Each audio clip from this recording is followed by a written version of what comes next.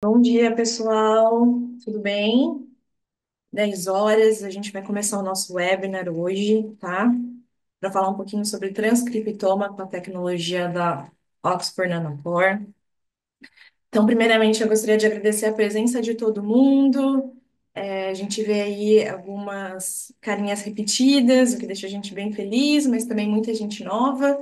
Então, para me introduzir aqui, eu sou a Natália, sou responsável pelo marketing da Enterprise. Gostaria de reforçar com vocês que qualquer necessidade, dúvida, a gente está aqui para ajudá-los. O chat está aberto e disponível. Então, se vocês tiverem qualquer problema com o webinar ou se tiver alguma dúvida quanto ao tema, pode mandar aqui pelo chat, que a gente vai estar de olho. Se conseguir, a gente já responde hoje para vocês essas dúvidas. Se não, a gente salva todas elas aqui para responder depois para vocês por e-mail, tá bom, pessoal?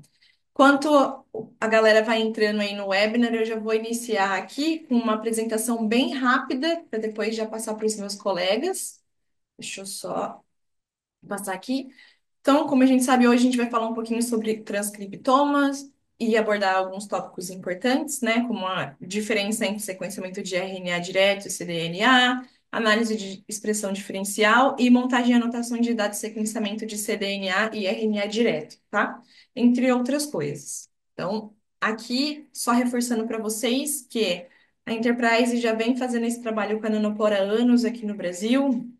Ano passado a gente pegou a exclusividade aqui, né? Então somos distribuidores exclusivos da Nanopore, o que para o cliente, né, representa que vocês têm a Enterprise aqui no Brasil representando a Nanopore para atendê-los em toda a cadeia do processo, tá? Quanto dúvida técnica, instalação, protocolo, qual a melhor maneira de importar os materiais, prazo, né, mais adequado para a pesquisa de vocês, para a utilização do dia a dia, logística completa, tudo que vocês precisarem, contem com a Enterprise aqui, tá bom, pessoal?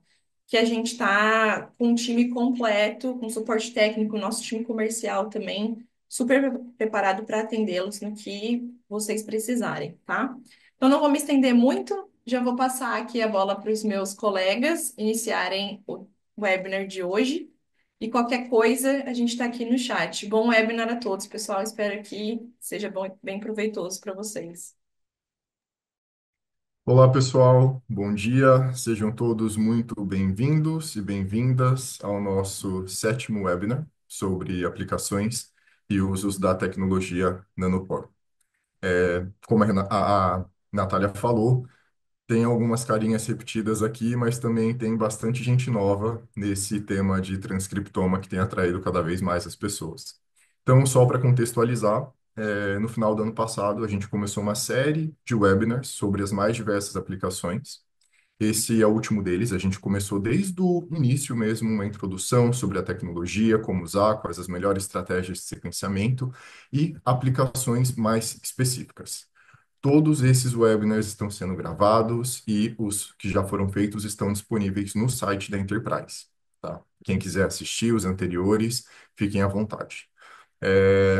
Para os que não me conhecem, meu nome é Gabriel Gomide, eu sou especialista em bioinformática aqui na Enterprise e eu auxilio os usuários da tecnologia tanto com a parte de configuração do computador, tudo que você precisa deixar preparado para conseguir rodar, até no final, com análise dos dados e como a gente consegue chegar na resposta biológica.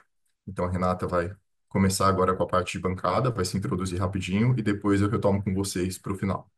Uma boa apresentação. Bom dia a todos.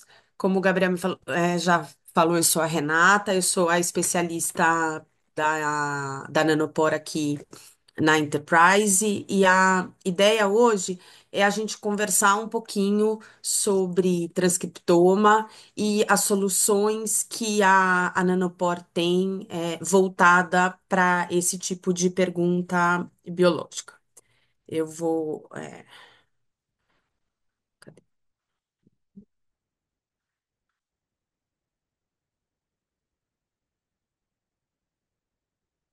Só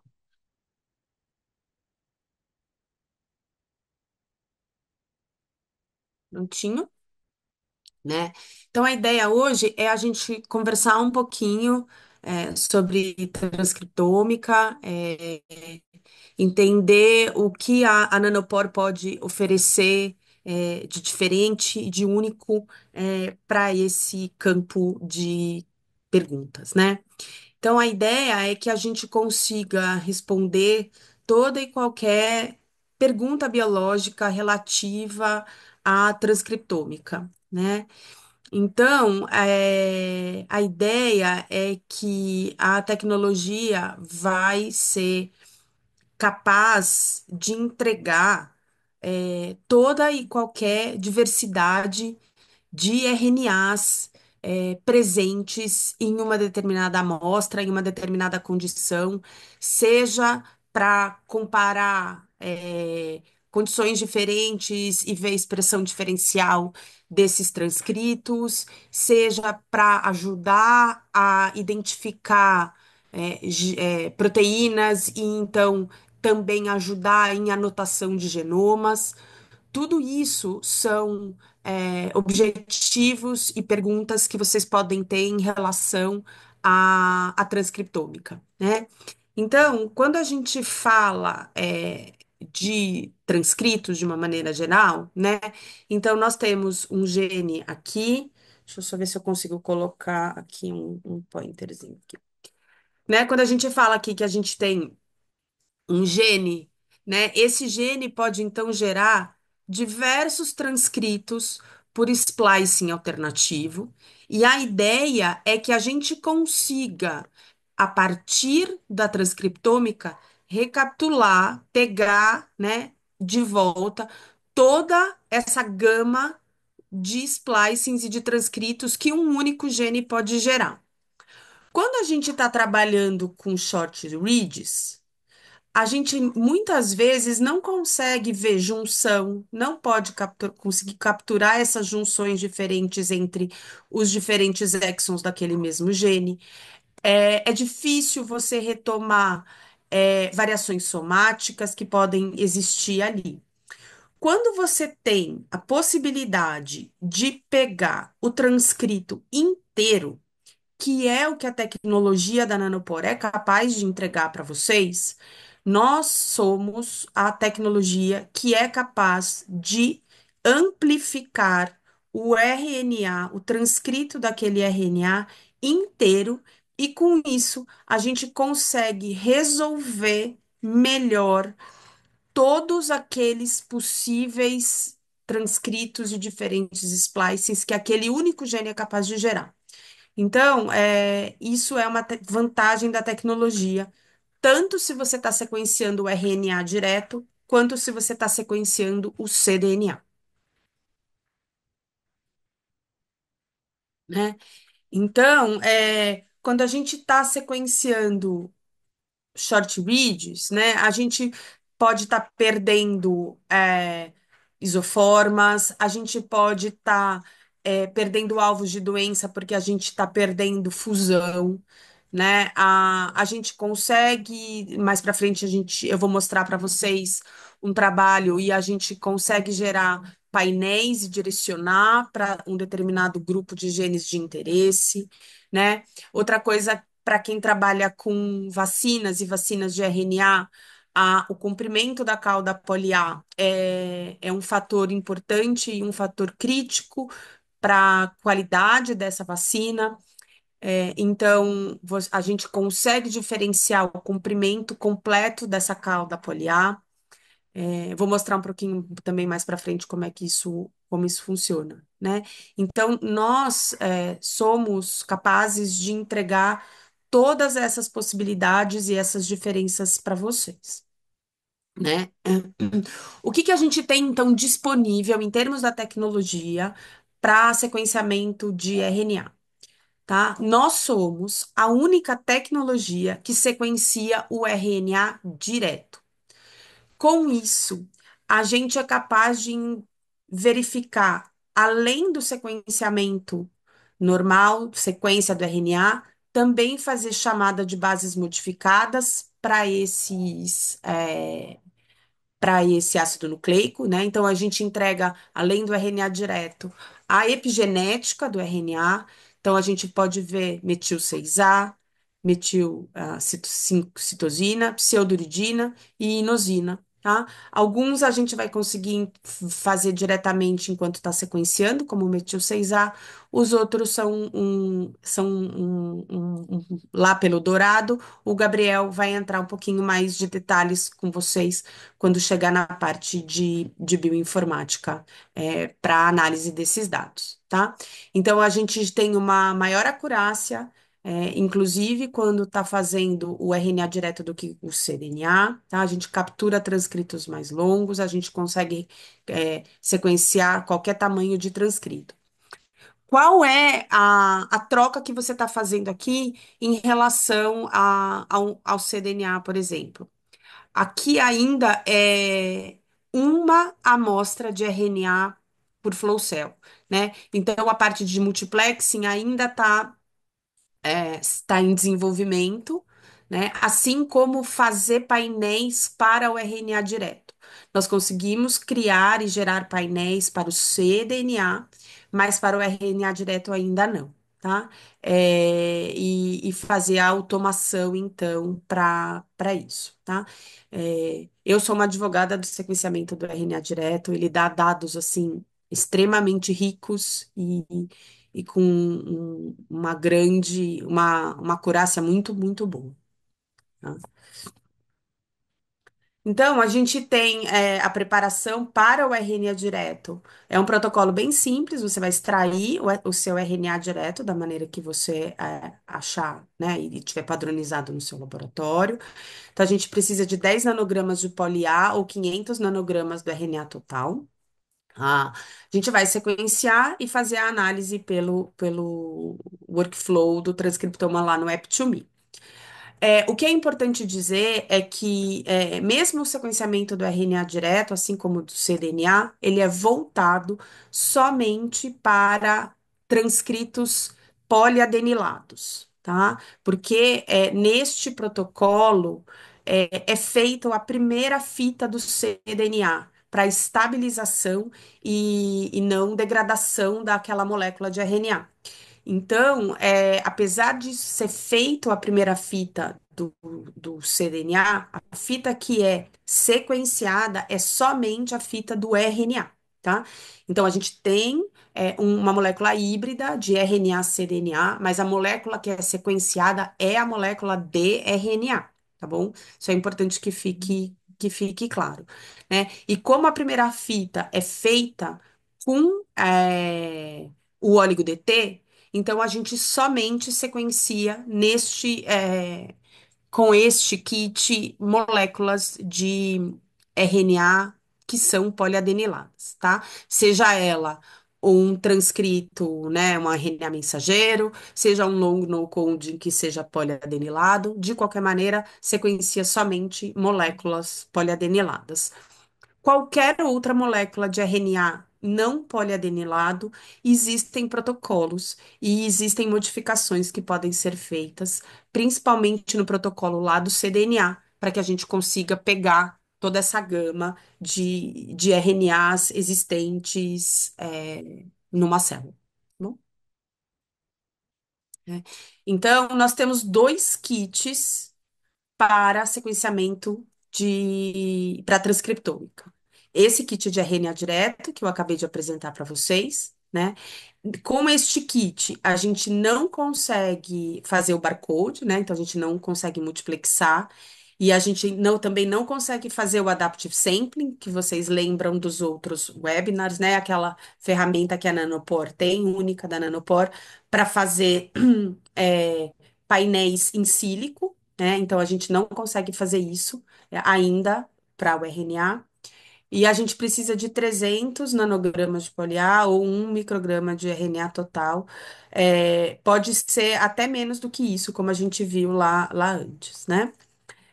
E o kit de cDNA, a gente consegue multiplexar, então tem uma amplificação. Então, nesse kit, a gente não tem toda a parte de metilação incluída, como a gente tem no kit do RNA.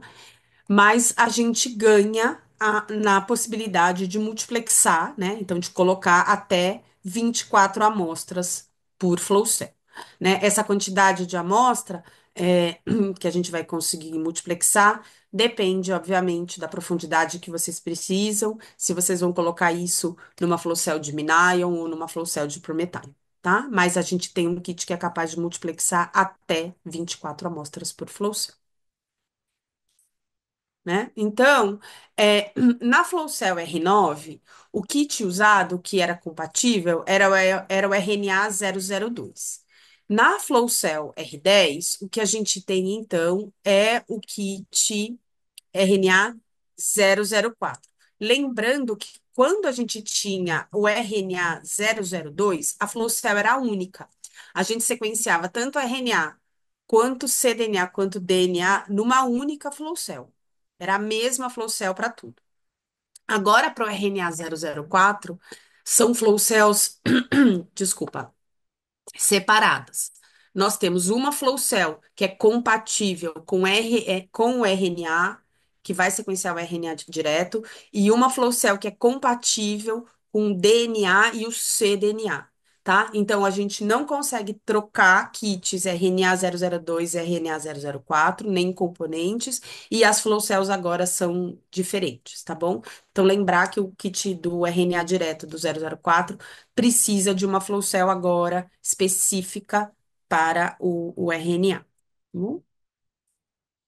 E aí é um kit simples, a gente vai fazer a biblioteca, né, para o RNA direto, vai sequenciar na flow cell e tem lá o software de análise, tá? Então, quando a gente sequencia o RNA direto, né, a gente consegue identificar novos biomarcadores, a gente consegue descobrir novos mecanismos, a gente faz análise de qualidade de vacinas, que a gente só consegue, entre outras, né, possibilidades que a gente só consegue fazer com esse kit de RNA direto, tá? É, e com ele vocês vão ver lá o workflow. É um workflow que é relativamente simples, né? Ele é um workflow pesado no sentido computacional, o Gabriel vai passar isso direitinho para vocês, mas ele é relativamente simples no workflow e nos passos que vocês precisam para detectar a base modificada, para fazer, né, mapear essas isoformas e quantificar, fazer a quantificação desses transcritos, tá? É, então, isso aqui é só para mostrar para vocês né, a capacidade de verificar e de identificar, né, regiões que são metiladas, né, num transcrito, né? Então, você vê, por exemplo, aqui um, né, um transcrito que tá, e aí, ali onde tem a região de parada, é uma região que a gente tem um aumento de metilação de metil 6A, tá? É, então, a gente já tem ali uma alta sensibilidade para identificação dessa base modificada usando o dourado, né? Aqui é para mostrar para vocês a correlação do kit novo com o kit, do kit 004 em relação ao kit 002, né? Então, a gente tem uma alta correlação, seja para o kit RR, né, do kit RR 04 em relação ao RNA 002, tá? Mostrando então que a gente tem uma alta correlação e consegue ver e montar então esses painéis e quantificar corretamente esses genes e esses transcritos, tá? E a gente consegue então fazer análise funcional, detectar então variantes de splicing e diferentes isoformas, quando a gente compara a, a tecnologia, o kit anterior ao kit novo, e ajudar então a fazer a anotação de genes, né? E alguns long no codings, eles são poliadenilados, né? Não todos, mas alguns são.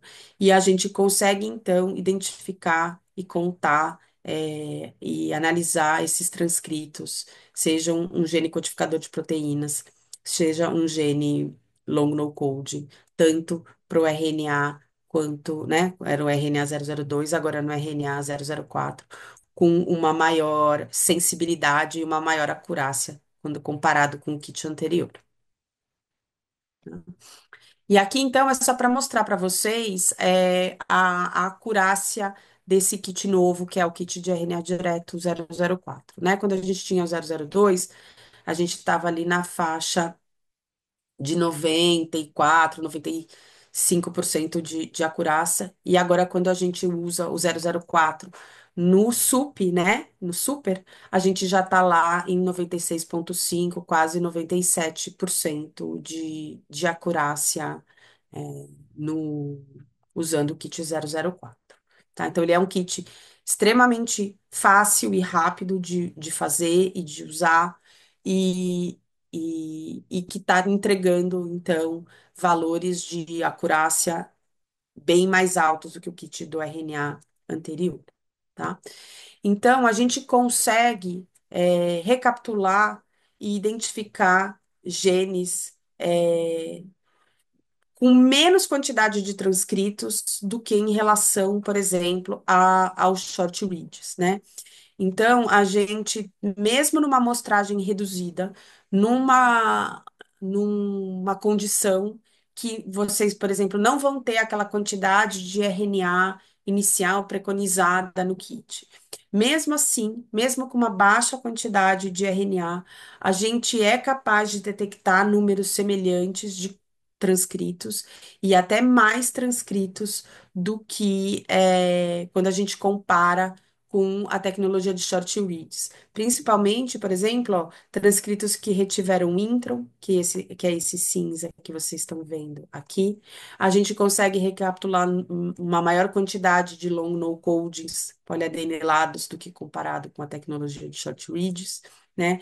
A gente consegue identificar transcritos que ainda estão processados melhor do que a tecnologia de short reads, tá? Então, pensem nessa possibilidade de sequenciamento de RNA direto com carinho, né? Eu sei que ele é um pouco, porque aí a gente ainda não tem a capacidade de multiplexar a amostra. Eu entendo que esse custo por amostra acaba ficando um pouquinho, fica mais alto, obviamente, né? Mas ele te entrega muitos dados e muitas possibilidades que o kit de cDNA não pode te gerar, né?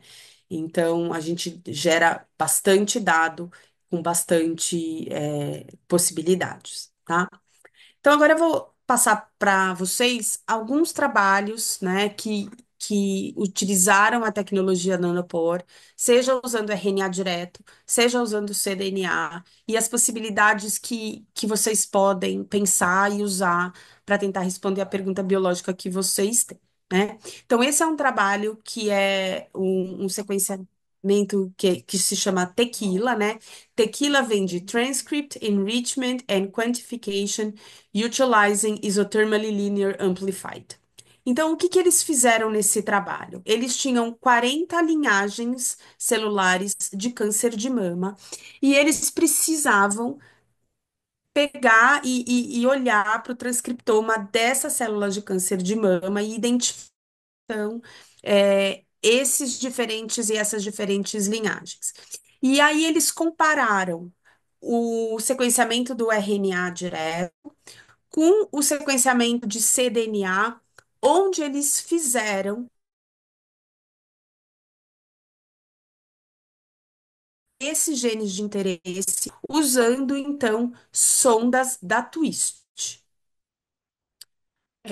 Para isso, então, e com isso, eles conseguiram multiplexar a amostra e identificar transcritos dessas 40,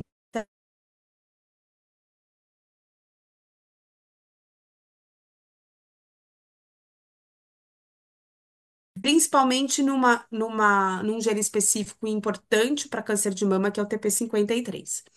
Então, com isso, multiplexar ter um aumento de taxa de multiplexação de 280 vezes.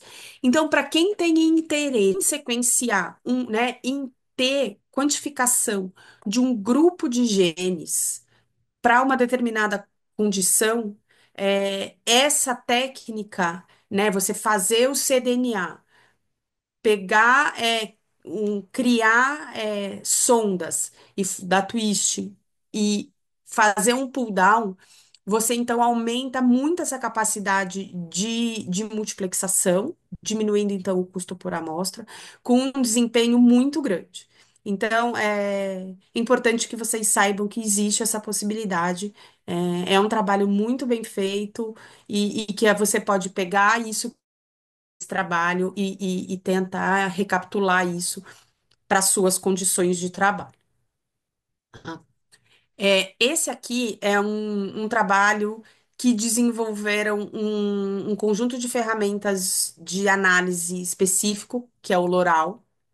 Nesse, eles analisaram transcriptoma RNA direto da Nanopore.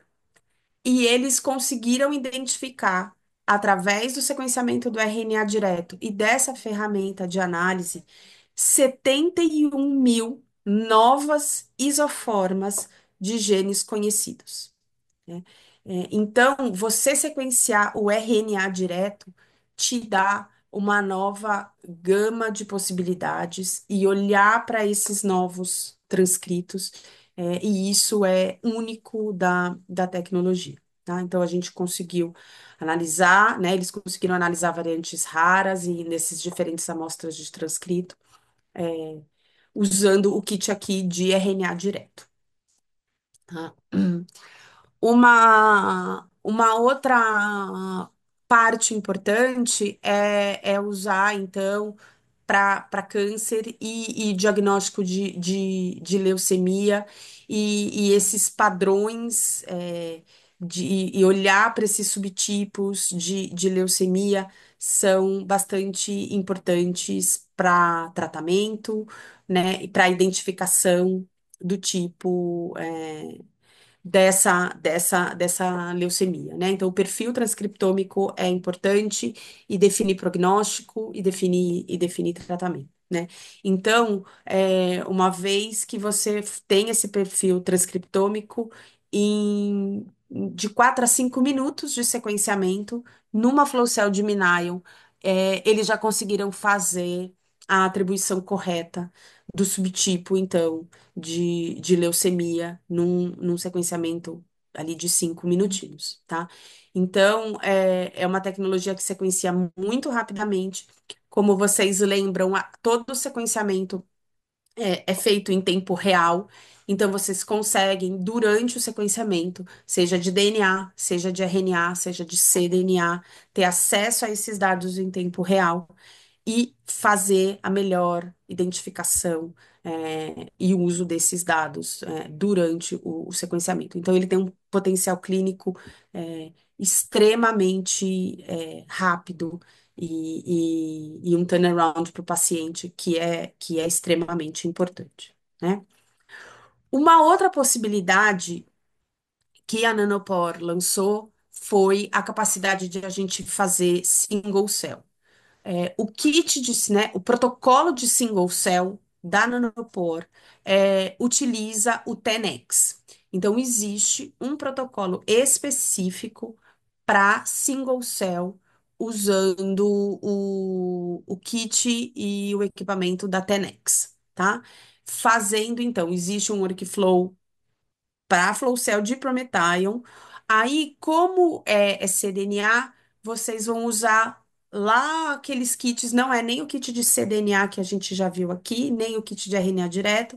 Depois que você faz todo o processamento e a identificação pelo Tenex, é o kit de ligação, aquele kit padrão de ligação que a gente tem lá no para sequenciamento de DNA normal, tá? Então vocês vão entrar com o protocolo do Tenex, o kit de ligação, vai sequenciar no Prometheum e vai fazer a análise, né? Então, como a gente pode ver aqui, por exemplo, a gente tem uma heterogeneidade da expressão do exon 6 do gene MYL6, né? E então, isso acontece, né? Essa variação de expressão é um fator importante, por exemplo, para células tumorais metastáticas de câncer coloretal. E a gente consegue, então, identificar a diferença de expressão desse exon 6, né, em células epiteliais que têm essa maior nível de expressão do exon 6, como a gente pode ver aqui, comparado, por exemplo, a macrófagos e células TCD4 e CD8, né? Então, isso é importante, e, né, a identificação dessas células, então, é importante e possível de ser feita usando o single cell. Outra possibilidade é olhar a expressão do VEGF-A, né, que tem, então, uma maior expressão em células tumorais, então, naquele microambiente tumoral, né, e que é um oncogene, né, então, a gente consegue, então, separar e olhar para o nível de expressão dessas células tumorais comparados, então, com outros tipos celulares existentes dentro do microambiente tumoral, tá? E a gente consegue, mesmo com single cell, fazer e identificar variantes de splicing dentro desses, dentro desse splicing de célula única, tá? Então, a gente consegue identificar essas variantes em uma única célula, fazendo, então, o 10x e o single cell, tá? Da minha parte, é isso. Vou passar, então, agora para a parte do Gabriel, para a parte de análise, e depois a gente volta com as perguntas. Joia. Obrigado, Rê. Deixa eu compartilhar aqui.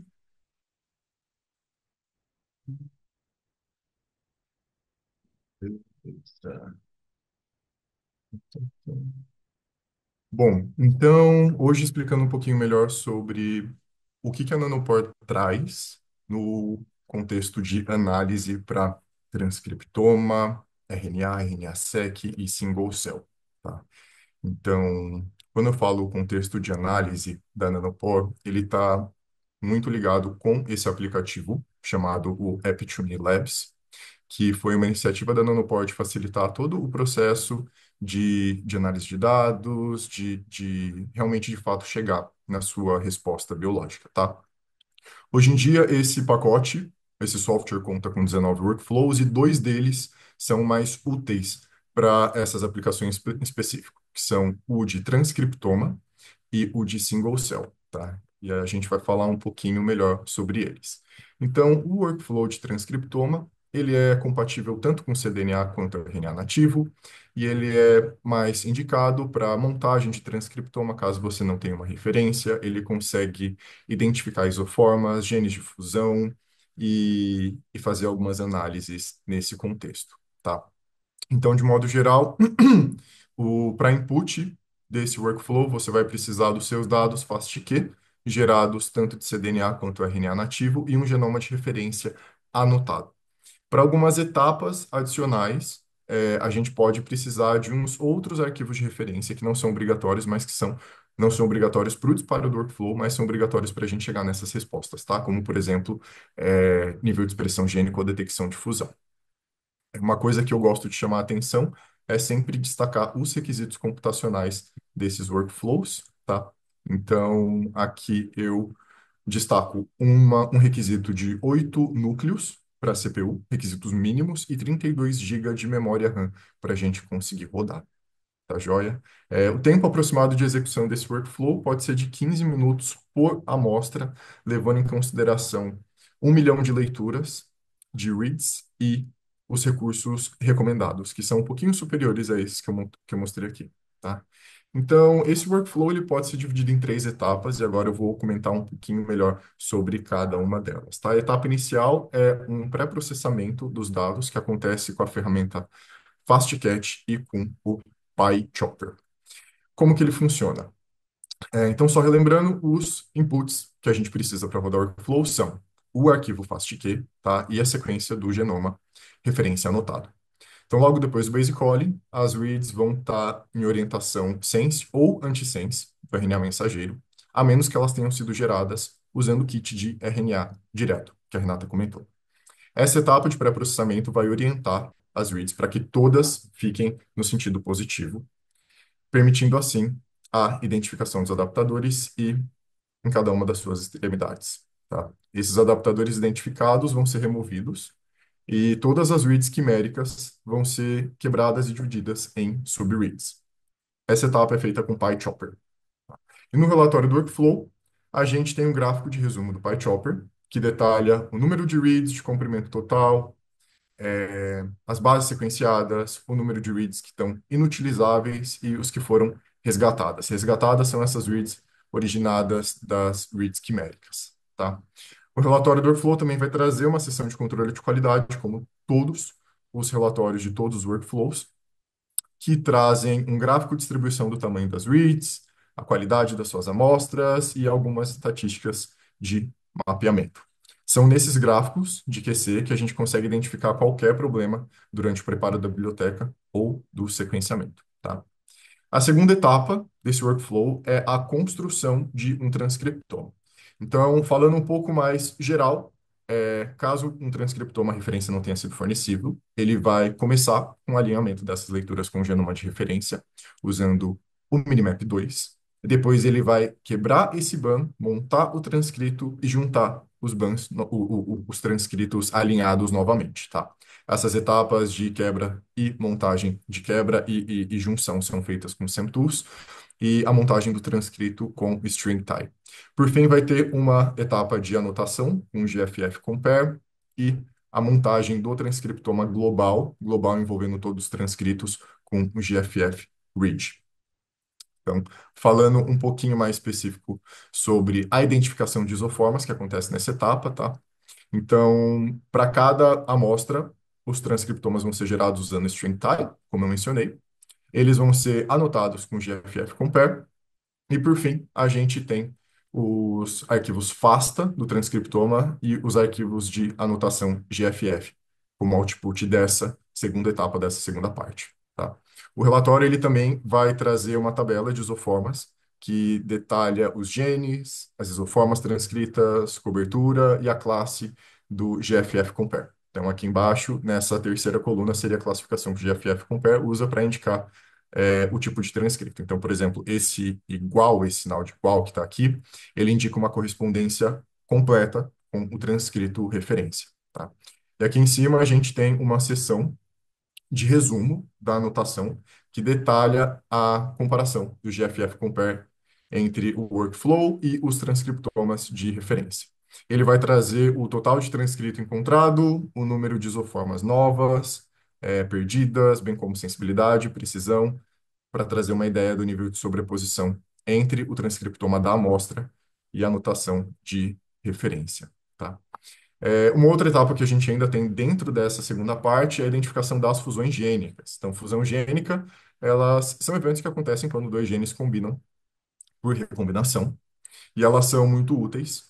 A identificação delas são muito úteis em amostras, em casos, por exemplo, de pesquisa sobre câncer de RNA, porque trazem insights bem valiosos a respeito da classificação dos subtipos de câncer. E como que isso acontece? Quem vai intermediar essa análise é a ferramenta Jafal, que inicialmente vai alinhar os reads a um transcriptoma de referência. Depois ele vai identificar os reads que mapeiam em dois genes.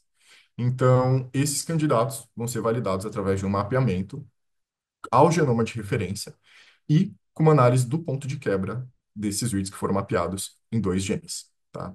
Logo em seguida, eles vão ser classificados por nível de confiança.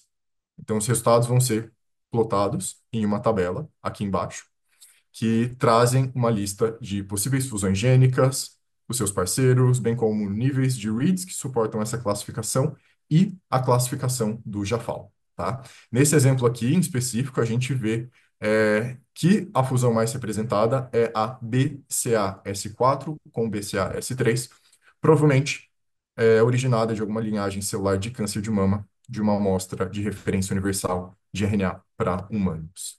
Tá?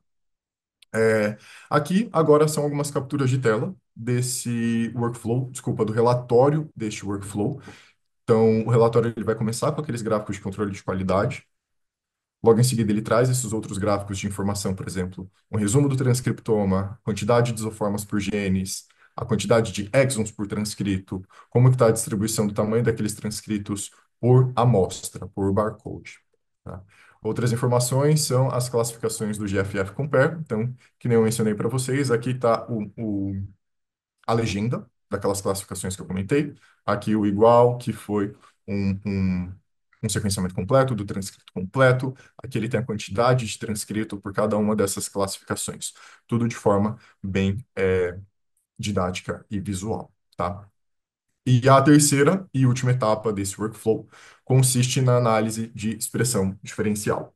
Então, daquele transcriptoma global que foi gerado pelo string time na etapa anterior, ele vai usar para alinhar com todas as reads nele, certo? Esse alinhamento é feito com o Minimap, e logo depois, a partir dessas reads que foram alinhadas, ele consegue, desculpa, o Salmon, que é uma outra ferramenta, consegue quantificar os genes e os transcritos.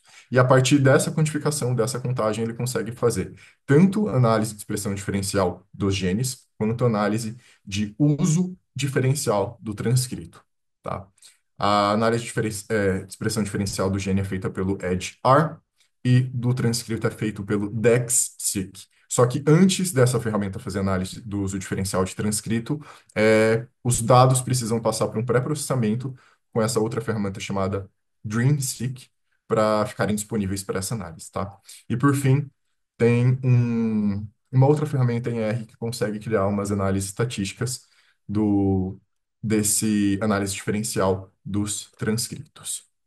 Então, aqui mais umas tabelas mostrando uns exemplos de output que a gente pode esperar do relatório. Aqui a identificação dos transcritos pelo Minimap junto com a contagem do Salmon. Aqui uma outra tabela e análises estatísticas do EDGE-R. Tudo em representação gráfica, e a maioria dos dados que voltam nesses workflows da P2Me voltam tanto em valores numéricos absolutos, quanto em representações gráficas, tá? Em valores porcentagens, relativos, quanto em representações gráficas, o que deixa ele bem intuitivo, visual. O segundo workflow para essa aplicação seria o de análise de single cell. Então, como a Renata comentou, tanto o preparo quanto a análise dos experimentos de single cell da Nanopore são feitos em parceria com a 10x Genomics. Então, é um workflow muito acoplado com os kits deles, tá? Então, esse workflow primeiro vai começar com o input dos arquivos FASTQ de dados single cells, que foram gerados durante o protocolo de preparo, e você precisa fornecer, além desse input, a referência anotada e o kit, indicar o kit da 10x Genomics que foi utilizado, tá?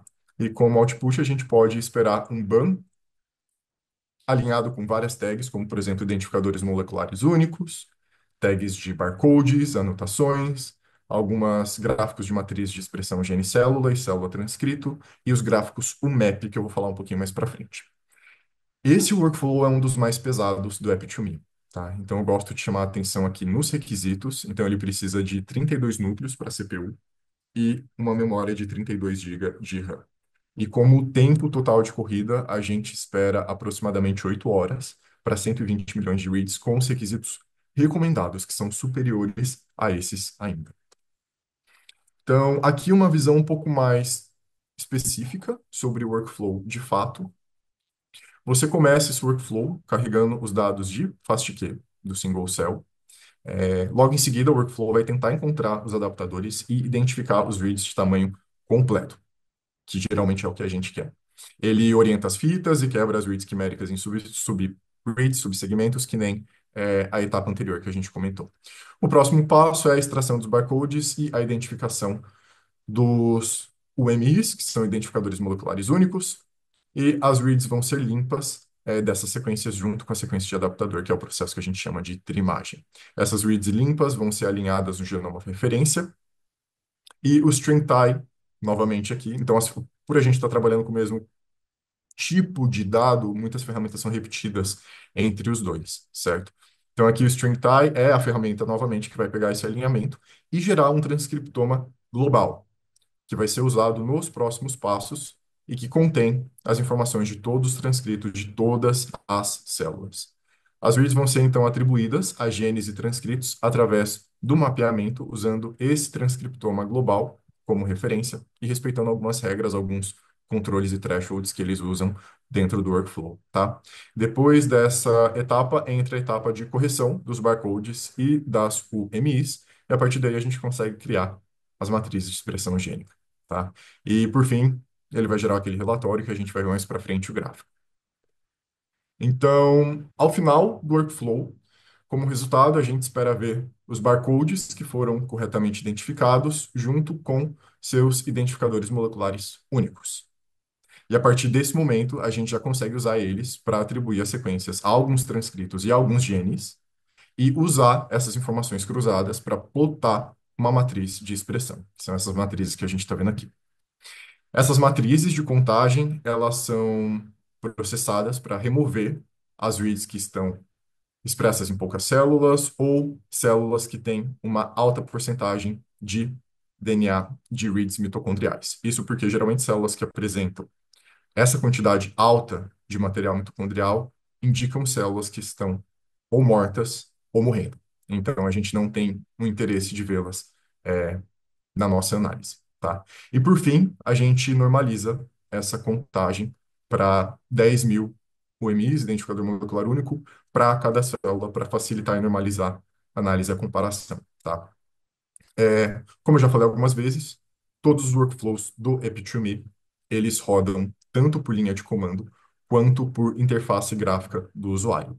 Então, desde pessoas que não têm conhecimento, não têm experiência prévia com bioinformática, conseguem utilizar, até pessoas que já têm conhecimento, preferem customizar um pipeline interno para as aplicações deles. Então, conseguem pegar todas as informações de código aberto que estão disponíveis nas páginas do GitHub desses workflows e também conseguem ter um pouquinho mais de flexibilidade na hora de disparar os comandos por linha de comando, tá? Então, aqui embaixo, caso queira alterar alguns desses parâmetros e comandos para análise de expressão gênica e para plotagem dessas matrizes, eu deixo aqui embaixo algumas recomendações, tá?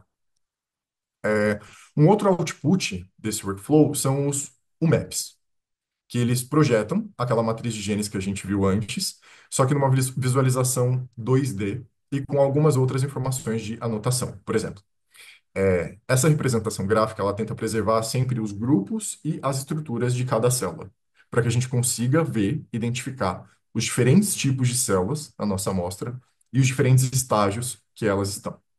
Então, por exemplo, uma aplicação disso seria identificar se o mesmo grupo de células que a gente usou na amostra e no preparo estão sendo identificadas e representadas aqui nesse gráfico, tá? Nesse gráfico em questão que eu trouxe, a gente está vendo a representação de células mononucleares de sangue periférico, em específico olhando a expressão do gene FTL, tá? E aqui a gente vê diferentes subgrupos de célula com expressão desses genes. Se você tem interesse em olhar genes específicos, você pode fornecer uma lista com o nome desses genes, você passa a lista para o programa e ele vai focar somente nessa lista que você passou. Se você estiver rodando isso por linha de comando, é esse último comandinho ali embaixo, o map_plot_genes, onde você vai indicar o que você quer ver, tá? É importante falar que os algoritmos de análise desse workflow de single cell, eles são estocásticos. O que significa isso? Que diferentes corridas com o mesmo conjunto de dados e os mesmos parâmetros vão gerar resultados diferentes. Então, a fim de trazer uma maior confiança, esse workflow ele roda várias vezes esses mesmos dados para que a gente consiga ter uma maior confiança no resultado, tá? E você consegue especificar a quantidade de vezes que esse workflow vai rodar.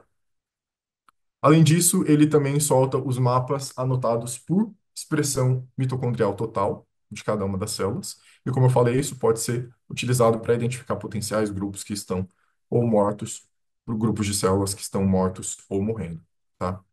E o que que a gente espera ver no diretório de output desse arquivo? Então, a gente vai encontrar um arquivo de alinhamento com essas tags de barcodes e UMIs corretamente identificados e a atribuição de genes e transcritos. Além desse arquivo BAN, a gente tem um arquivo TSV similar ao BAN, contendo as mesmas informações. A gente vai ter um outro arquivo com um nível de expressão gênica mitocondrial, e, por fim, um FASTA desse transcriptoma global gerado durante as etapas de classificação de isoforma, tá? É, Aqui a gente tem alguns gráficos de diagnóstico no relatório. Não sei se a tradução literal seria gráfico de joelho, mas talvez um gráfico de inflexão que a gente pode ver, tá? Então, esse primeiro gráfico, ele traz a visualização num processo de filtragem de células que não estão com uma alta quantidade de reads. Então, no eixo X a gente vê a quantidade de células, uma contagem de células, no eixo Y a gente vê uma contagem de reads, e existe um determinado ponto que a gente consegue ver muito bem nesse gráfico, que é aquele ponto de inflexão retratado ali, onde as células acabam trazendo uma baixíssima quantidade de reads, tá? Uma quantidade ruidosa. E a partir desse limite para frente, a gente pode excluir do nosso relatório para descartar, porque são dados não confiáveis. Aqui a gente tem umas outras informações um pouco mais genéricas sobre configuração de adaptador. Então, do lado direito é uma estrutura que a gente esperaria ver dessa read, por exemplo, a read com adaptadores nas extremidades, sendo que na primeira parte tem o barcode da célula, da Tenex, e o identificador molecular único. Mas nem sempre a gente encontra isso na nossa amostra. Então, existe uma mistura de grupos de subpopulação que podem voltar. E esse gráfico ele traz um controle para a gente ver, por exemplo, se as reads estão com dois adaptadores 2 ligados na extremidade, ou dois adaptadores um, ou está faltando alguma informação, ou se são reads completos. Então, aqui, preferencialmente, a gente espera ver que o gráfico esteja bem inclinado para uma distribuição de reads completos, de transcritos completos, tá? E aqui são umas outras informações a respeito de como as reads se mantêm íntegras ao longo de cada etapa do processo. Então, começa com as reads, os transcritos de tamanho completo. Depois, o segundo gráfico, a gente já viu uma queda, que são a proporção de reads que foram atribuídas a algum barcode ou a UMI. Depois, reads que foram atribuídas a genes e a transcritos. A gente consegue monitorar esse nível de sobrevivência da read na nossa amostra, tá? É, Aqui trazendo um exemplo de algumas ferramentas externas que podem ajudar também nessa análise. Antes de entrar nas ferramentas externas, eu gosto sempre de mencionar o Dourado nesse contexto de RNA, porque o Dourado ele é muito conhecido como base calling, mas ele vai muito além disso, tá? Uma funcionalidade dele é a estimativa do comprimento da cauda poliar. Então, a Renata mesmo comentou que quando a gente trabalha com vacinas de RNA, o comprimento da cauda acaba sendo uma métrica de controle de qualidade para a gente ver a estabilidade dessa vacina.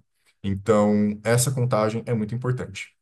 No momento, isso só acontece por linha de comando, então a gente não tem um workflow dentro da Epitome que faz isso, né? Na verdade, toda essa parte de ferramentas externas que eu vou comentar são por linha de comando, mas é bem simples, é uma linha, você roda, ele já traz essa informação, ele traz tanto essa informação de contagem quanto o output vai ter uma tag, uma coluna com a quantidade de poly-A em cada uma das suas reads, o que permite com que, por exemplo, vocês consigam plotar um gráfico de distribuição do comprimento das suas reads, do comprimento da cauda poliar para cada uma das suas reads, tá?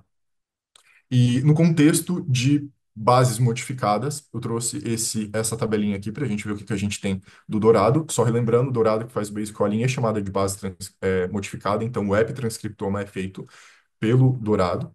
E o que a gente tem para o RNA são essas quatro modificações, tá? Que é o M6A, em contexto DRAC e inosina, pseudouridinação e o M5C, tá? No MinOwl, hoje, a gente tem o M6A, em contexto DRAC, e, se eu não me engano, o M5C.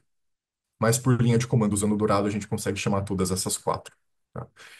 E aqui alguns exemplos de acurácia que a gente teve no avanço dessa leitura de qualidade usando os modelos de base calling do Dourado. Lembrando que quando a gente trabalha com RNA direto, a Nanopore é a única tecnologia de sequenciamento atualmente que permite isso. E a acurácia da read única, ela acaba sendo um pouquinho inferior à acurácia do DNA, por exemplo, quando a gente está comparando com material genômico. Mas hoje em dia ela atinge Q20, Q21, desde que a gente use o SUP, o modelo de acurácia SUP. Tá? E aqui, de fato, algumas recomendações de ferramentas externas são ferramentas não nanopore, não nem suportadas pela nanopore, mas que a gente sabe que são compatíveis e que podem complementar a parte da análise de vocês. Tá? Então, para a parte de pré-processamento dos dados, então, extração de barcode, identificação de UMIs, aqui fica a recomendação do FlexiPlex e do Blaze. Tá? Do lado direito tem o artigo e a ferramenta do GitHub deles, para caso queiram dar uma olhada. Para detecção de mutação, então, que acaba sendo muito útil para casos de câncer, tem o SC Nano GPS, que pode auxiliar. E para visualização espacial do transcriptoma, tem o SciCelor, com o seu artigo aqui atrás também. E uma outra ferramenta muito utilizada no contexto de processamento de dados de RNA é esse Surat, que é uma ferramenta em R, então só roda por linha de comando, mas que já é bem validada, bem estudada e bem conhecida na comunidade de RNA. Para os que não têm habilidade, para os que não têm tanta familiaridade com linha de comando, existe essa ferramenta chamada Cell by Gene, que eu sei que ela tem uma interface gráfica do usuário e que pode também auxiliar nessas explorações mais informativas e trazer eventuais insights complementares à análise de single cell. E por fim, aqui eu deixo alguns estudos recentes que envolvem análise de single cell e nanopore, integrando os dois, tá? Então, esse primeiro estudo, por exemplo, quer dizer, eles estão avaliando informações que o tamanho completo das isoformas de RNA trazem para o desenvolvimento cerebral. O segundo é um arquivo de caracterização das isoformas dos transcritos. O terceiro, ele avalia câncer coloretal humano com resolução de single cell, sempre focando em isoformas de RNA, então uma vantagem muito grande da tecnologia que a Nanopore traz em relação a essa visualização de RNA é a correta classificação de isoformas, uma visão mais abrangente das isoformas, e a possibilidade de recuperar o transcrito completo, de tamanho completo, sem estar quebrado, tá? E os dois últimos, um é um cenário espaço-temporal influenciado por splicing alternativo em cérebro de mamífero, e o último deles é como esses dados de single cell conseguem ajudar em análise diferencial de isoformas, certo? E com isso eu concluo essa parte de análise para single cell e transcriptoma.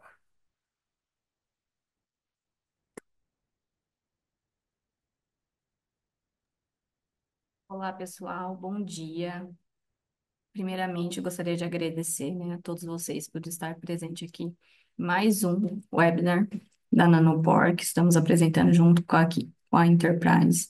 Para quem não me conhece, meu nome é Larissa, faço parte aqui do departamento de marketing da Enterprise. Gostaria de agradecer também ao Gabriel e à Renata por essa apresentação. Chegou agora o momento da nossa sessão de perguntas. Elas foram enviadas por vocês no ato da inscrição. Nós escolhemos as mais comuns. Se vocês ainda não enviaram a pergunta e têm alguma dúvida, deixa aí no chat. A gente vai tentar responder o maior número de perguntas possíveis. Mas se a gente não conseguir, a gente entra em contato com vocês por e-mail, tá bom? Vou compartilhar aqui minha tela.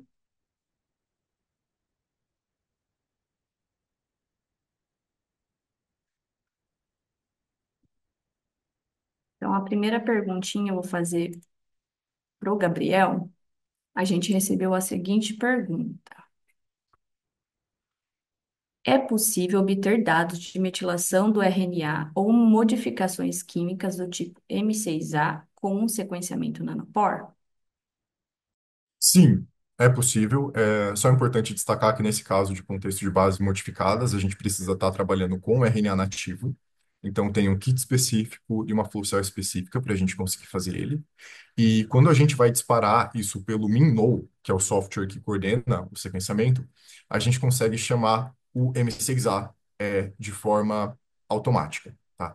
Caso vocês tenham interesse, você ou vocês tenham interesse em outras modificações, como aquelas outras quatro que eu comentei, que já estão no dourado, aí precisa rodar por linha de comando, então precisaria pegar aqueles arquivos POD5, que são os arquivos de sequenciamento, e reprocessar o base calling, chamando essas bases modificadas que são de interesse. Mas no caso de M6A, a gente consegue direto pela interface do software mesmo. Legal, obrigada. Mais uma perguntinha agora para Renata.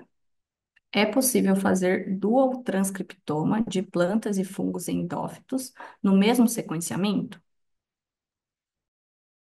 É uma excelente pergunta. Como tanto os RNAs de plantas e fungos são poliadenilados, sim. Se você está trabalhando com moléculas que são poliadeniladas, é possível fazer o dual transcriptoma. Você só lá na parte da análise vai ter que separar o que é fungo e o que é planta. Então você vai precisar, né, de um banco de dados para conseguir comparar e separar isso. Mas é possível sim, tá? Fazer um dual transcriptoma, porque eles são fungos endófitos. Quando você fizer a extração do RNA total, você vai estar extraindo tanto da planta quanto do fungo. Então é possível sim. Legal, obrigada, Rê. Agora eu vou fazer uma outra perguntinha aqui para o Gabriel. Essa pergunta é uma dúvida que a gente recebeu, ela é um pouco mais abrangente, né? Sobre a qualidade dos reads para análise de expressão diferencial dos genes. Isso. Eu estava até dando uma olhadinha aqui, acho que no chat teve um outro comentário sobre a integridade mínima do material, tá? E o que é importante falar é, não tem uma qualidade um valor, por exemplo, que eu posso te falar numérico que vai indicar como isso vai ficar da tua análise para frente. O que existem são controles de qualidade, tá, que a gente acaba usando em todas as etapas. Desde a etapa de preparo, como a Renata comentou, que você consegue usar um RIN, um valor de um número de integridade de RNA de 7 ou mais. Por exemplo, em caso de amostras de DNA, a gente consegue, a gente precisa de um grau de pureza específico, a gente precisa de uma alta quantificação para entrar com bastante material. Tudo isso acaba auxiliando uma boa qualidade na parte da análise. Para análise, de início, a gente já tem a qualidade das reads, tá? Então, como eu comentei, caso a gente rode em SUP, caso processe os dados em SUP, a gente pode esperar uma qualidade, um K-score em Phred score de 19, 20 até 21. A gente já viu com alguns clientes. E mais para frente, existem várias outras métricas que a gente consegue utilizar. Então, por exemplo, uma delas que eu comentei foi aquele gráfico de inflexão, onde a gente consegue avaliar reads que estão em boa qualidade, mas representam amostras, representam células, no caso de single cell, que não deveriam, que idealmente poderiam estar excluídas da nossa análise. Então, não existe um valor específico, mas é importante sempre prestar atenção em todas essas etapas de QC, todos os checkpoints que a gente tem, tanto de preparo quanto de análise, para garantir que no final a gente esteja trabalhando com o melhor dado possível. Legal, obrigada. Eu vou fazer uma outra perguntinha agora para a Renata, que a gente recebeu aqui no chat, da Letícia Lopes. É a seguinte pergunta: o sequenciamento por cDNA funciona apenas com RNA polidenilado também? Então vamos lá. Kits de sequenciamento de RNA direto e de cDNA são somente para moléculas poliadeniladas. Por quê? Porque em ambos os kits, a primeira fita vai ser sempre feita por um óligo-DT. E é importante até para aquela análise que depois do tamanho da cauda poliar, é importante que vocês saibam que esse óligo-DT, ele vai sempre entrar no final da cauda poliar. Então, ele tem uma modificaçãozinha no final que garante que ele sempre entre no final da cauda poliar. Até para você ter controle do tamanho dessa cauda poliar e conseguir, então, depois contar o tamanho desse poliar, tá? Então, independente se o kit é o RNA direto ou o cDNA, vai ser sempre RNA poliadenilado. No caso de, por exemplo, vírus de RNA, existem modificações no protocolo que podem ser feitas para que a gente consiga sequenciar esses vírus de RNA. Neste caso, é sempre por primer e tiling, e fazendo um tiling, uma amplificação desses genomas, tá? Então, porque muitos desses vírus não são poliadenilados, então aí você vai ter que fazer o PCR para primeira, segunda fita, e aí usar o kit de ligação normal do DNA para fazer o sequenciamento, por exemplo, desses RNA virais, tá? Mas cDNA e RNA somente poliadenilado. Legal, obrigada, Rê. Então é isso, pessoal. A gente encerra por aqui mais um dessa série de webinars. Gostaria de agradecer, então, novamente a todos vocês que estiveram presentes, participaram, enviaram suas perguntas.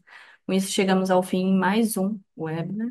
Se vocês ficaram com alguma dúvida, entre em contato com a gente. O contato do Gabriel quanto da Renata está aí na tela, né? Teremos o prazer em esclarecer todas as dúvidas por e-mail.